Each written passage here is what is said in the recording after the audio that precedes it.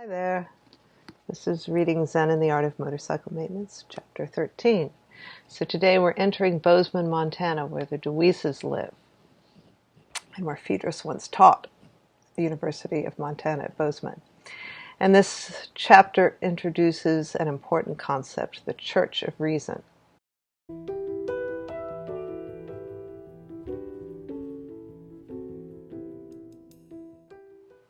John and Sylvia eat their breakfast hotcakes and drink their coffee, still caught up in the mood of last night, but I'm finding it hard to get food down.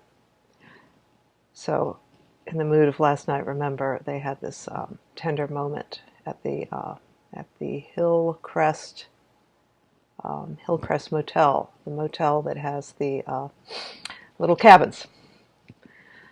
Today we should arrive at the school, the place where an enormous coalescence of things occurred, and I'm already feeling tense.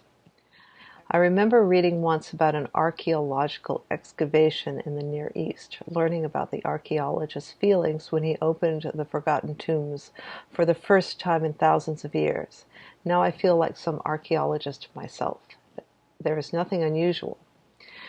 It's just this archaeological feeling that the calmness of the surroundings conceals things, a haunted place. I really don't want to go there. I'd just as soon turn around and go back. Just tension, I guess. So the tension he refers to is what he once felt as a teacher. And Bozeman, which is, of course, triggering this feeling because the university is in the vicinity, is triggering this feeling and these memories. And he reflects on what it was like for him being a teacher at Bozeman. He had terrible stage fright, social anxiety, felt very alone when he was doing it. He felt it was kind of boring due to the fact that, well, I'll get into that in a second. But he was a controversial teacher because he was, very strange, very awkward, and very intense. In fact, people avoided his classes because of this, and I'm sure we've all had this perception before of a really kind of unusual, let's just say dorky teacher who everyone makes fun of, who no one understands, and frequently this masks some singular genius, or not, but in this case, of course, it did. It's an archetype, the nutty professor, let's just say. And you will see that archetype in just about any movie about teenage or college experience. So Phaedrus found this teaching position really dull because it was a teaching college and that's all you did. It wasn't a research university or anything like that. There was no encouragement of pursuing your interests outside of just teaching. And that made him feel like he had no creativity. So in order to do this job, he felt like he had to be on autopilot. He called the school by a name that didn't make much sense. In fact, it sounded a little ludicrous in view of its actual nature. But the name had great meaning to him, and he stuck to it, and he felt before he left that he had rammed it into a few minds sufficiently.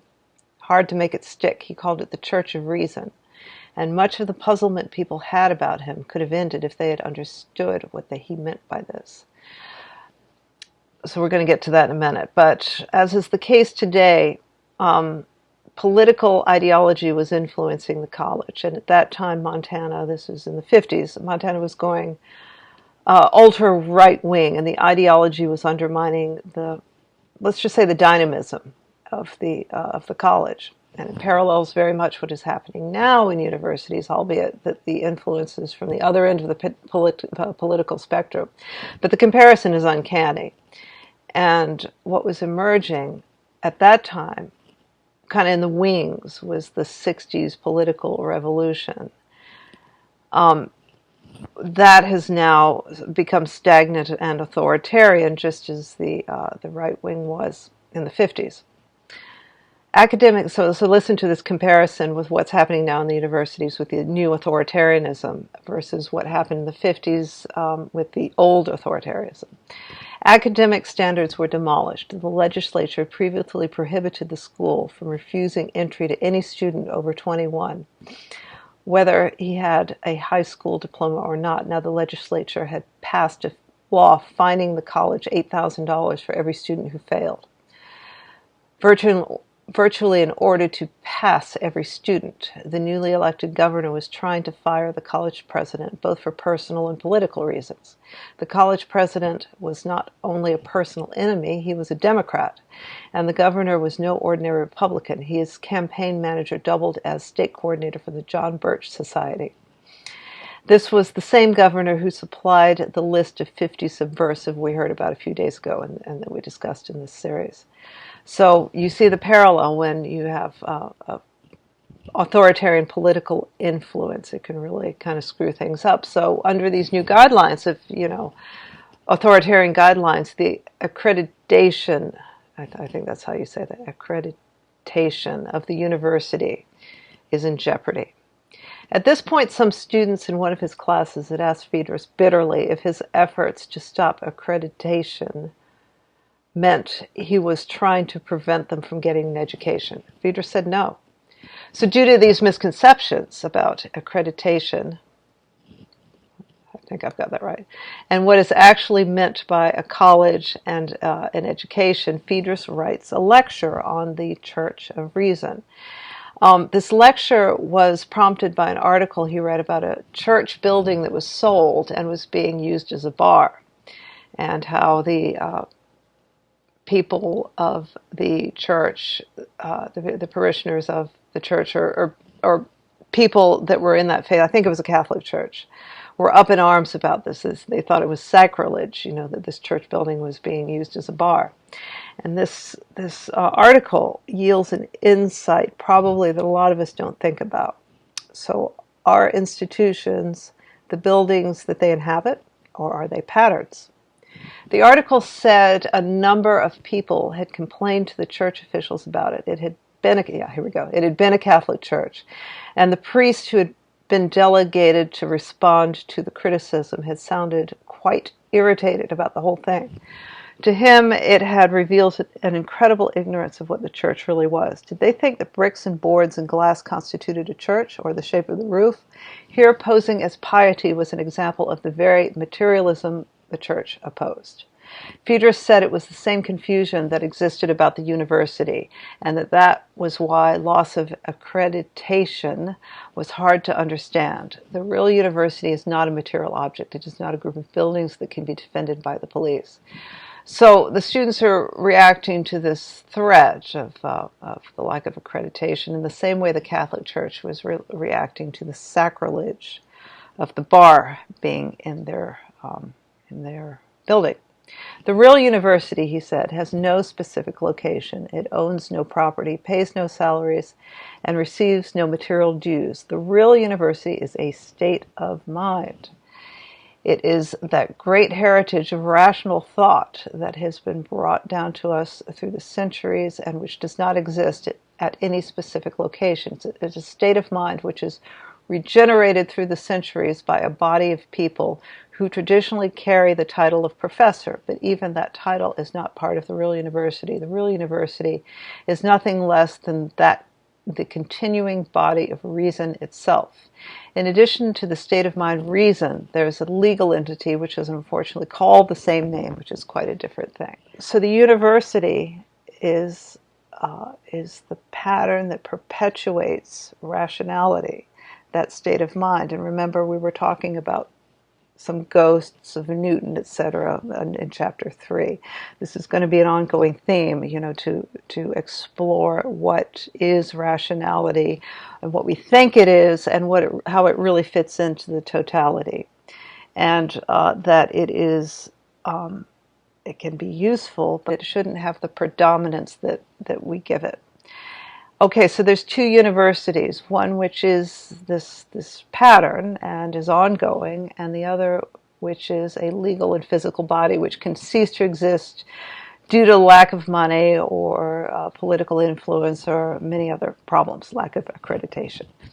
They see the second university but fail to see the first. Phaedrus split it between the church and the location, in which this cleavage is made.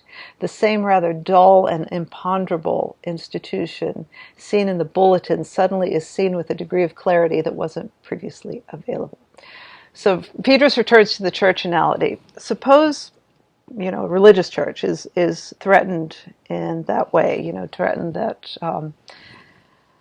that they will cease to exist as a physical presence. They might have to sell the church to a bar because of lack of funds, or for social way societies restructuring, or political opposition to the sermons, say.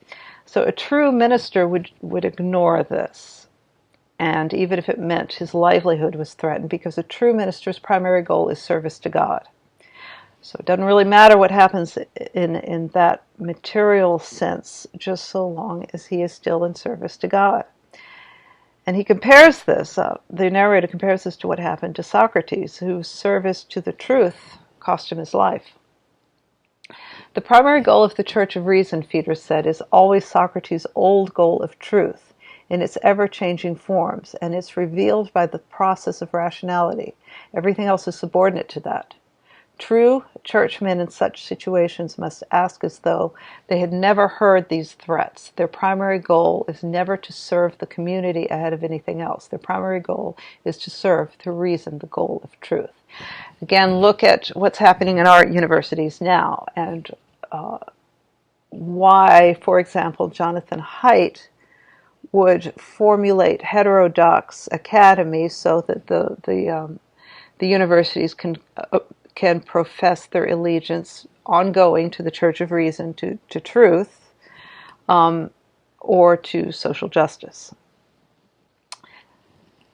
That's what was meant by the Church of Reason. This drive towards how Phaedrus saw the truth was what made him so odd and so fanatical as a teacher. And students said that it was like electricity was in the air. But he manages to stay employed partially because of a begrudging understanding that all of this troublemaking was ultimately motivated by mandate, that they were never free from themselves, the mandate to speak the rational truth. The lecture notes explain almost all of why he acted the way he did, but leave one thing unexplained: his fanatic intensity. One can believe in the truth and in the process of reason to discover it, and in resistance to state legislators, but why burn oneself out day after day over it? The explanation I've come to arises from the discrepancy between his lack of faith in scientific reason in the laboratory and his fanatic faith expressed in the Church of Reason lecture. I was thinking about the discrepancy one day, and it suddenly came to me that it wasn't just discrepancy at all. His lack of faith in reason was why he was so fanatically dedicated to it. So can you imagine a creeping sense of doubt that the very foundation of what you've believed in, and indeed what you've articulated in another circumstance, say in the scientific laboratory, what got you, in fact, expelled the first time around, is still deeply ingrained so much, and for so many generations, and through so many ghosts, that it's part of your very identity. And to give that up just opens you up to a very unstable state indeed. You are never dedicated to something you have complete confidence in. No one is fanatically shouting that the sun is going to rise tomorrow. It was Phaedrus's lack of faith in reason that made him such a fanatic teacher. That makes more sense, and it makes a lot of sense out of the things that followed. That's probably why he felt such a kinship with so many failing students in the back rows of his classrooms. The contemptuous looks on their faces reflected the same feelings he had toward the whole rational intellectual process. So, as I stated in the last chapter, and in this case he's talking about the actual failing students, but also the ones who are failing, the ones that he relates to because this contempt for reason, for going along with the program that rationality is the prime way to the truth, would impact many students poorly because they couldn't fit into the discipline that mandate required them to follow. So it would take an exceptional student to see through that and to go their own way, or an exceptional teacher. But to admit this at this time for Phaedrus was just too devastating. He had to stave it off, and thus the fanaticism. That is why his Church of Reason lecture was so carefully prepared. He was telling them, you have to have faith in reason because there isn't anything else. But it was the faith he didn't have himself. So what is he going to do with this if there isn't anything else? And this was the 1950s, and although the kind of something else was brewing, let's say, in the wings, it was certainly not yet manifest, but Phaedrus is feeling it. So here, at least Phaedrus is feeling it in one regard. There's another regard which is totally independent, but that will be revealed. So here was Phaedrus fanatically defending an institution, the Church of Reason, that no one certainly in Bozeman, Montana, had any cause to doubt. A pre-Reformation Loyola, a militant reassuring everyone that the sun would rise tomorrow, when no one was worried. They just worried about him. Okay, so another pattern in this book, of course, is that Phaedrus seems to create consternation amongst his colleagues and his students, and even his friends. And this is a side effect of working something out that is circling around a shift in the paradigm of our understanding of reality, which is basically where he's going with this. And these insights are much of what makes this book so compelling. You know, these insights along the way, along this route, along this journey. And I think, for example, here's a good example, is the actual universe, you know, the material university versus the enduring pattern of the university. And even though it's really obvious when it's pointed out, it's probably we've never thought of it that way. And that's what makes this book so amazing. It's chock full of these little gems, you know, maybe every page, or there's 3 of them. It seems that way, at least. And that's why this book was this was one of the reasons why this book was so compelling to people and has remained such a durable classic. So we go back to the motorcycle trip, and present reality kicks in. They arrive at Bozeman, and the narrator, you know, this all goes out the window because, or at least for the time being, because he's starting to feel optimistic about seeing his old friend, Deweese. So that is chapter 13, and I will see you next Sunday for chapter 14.